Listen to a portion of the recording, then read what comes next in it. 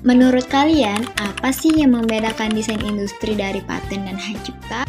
Dalam studi hukum kekayaan intelektual, kita sering berfokus pada invensi teknis atau karya seni. Namun, ada satu aspek yang menjembatani keduanya, yaitu desain industri. Secara normatif, desain industri diatur dalam Undang-Undang Nomor 31 Tahun 2000.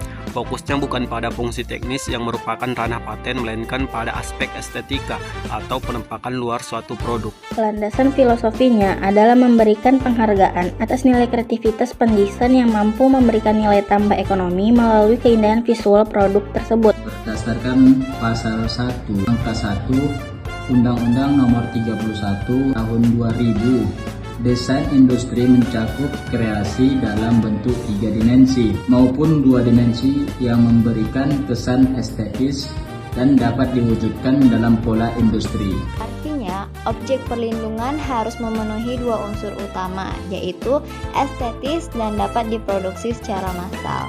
Jika suatu karya hanya memiliki nilai seni tanpa kegunaan praktis untuk industri, maka ia lebih tepat dilindungi oleh rezim hak cipta. Jadi, cakupannya sangat luas, mulai dari bentuk kemasan produk, tekstil, hingga komponen elektronik. Suatu desain industri hanya diberikan perlindungan jika memiliki sifat baru. Kebaruan diukur secara objektif. Desain tersebut tidak boleh sama dengan pengungkapan atau disclosure yang telah ada sebelumnya. Maka berlaku konsep prior ART jika desain sudah dipublikasikan melalui media apapun sebelum tanggal penerimaan permohonan, maka desain tersebut kehilangan orisinalitasnya di mata hukum. Namun, undang-undang kita mengenal grace period selama 6 bulan. Pengungkapan yang dilakukan oleh pendesain dalam rangka pameran resmi atau pendidikan tidak dianggap menggugurkan kebaruan desain tersebut. Indonesia menganut sistem konstitutif atau first to file. Hak eksklusif timbul karena pendaftaran, bukan karena penggunaan pertama kali. Siapa yang paling cepat mendaftarkan permohonan ke Direktorat Jenderal Kekayaan Intelektual, dialah yang diakui sebagai pemegang hak.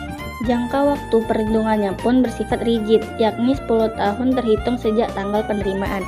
Berbeda dengan paten atau hak cipta, jangka waktu ini tidak dapat diperpanjang. Pembatasan waktu ini bertujuan untuk menjaga keseimbangan antara kepentingan privat pendesain dengan kepentingan publik, agar persaingan usaha tetap kompetitif setelah masa perlindungan berakhir. Pelanggaran terjadi apabila pihak lain memproduksi, memakai, atau menjual produk yang memiliki kesamaan substansial dengan desain terdaftar tanpa izin pemegang hak. Upaya hukum yang dapat ditempuh meliputi gugatan ganti rugi melalui pengadilan niaga maupun tuntutan pidana sesuai ketentuan yang berlaku dalam Undang-Undang Desain Industri. Sebagai penutup, pemahaman mengenai desain industri sangat krusial bagi kepastian hukum dalam ekosistem industri kreatif di Indonesia. Sekian pemaparan dari kelompok kami mengenai materi desain industri.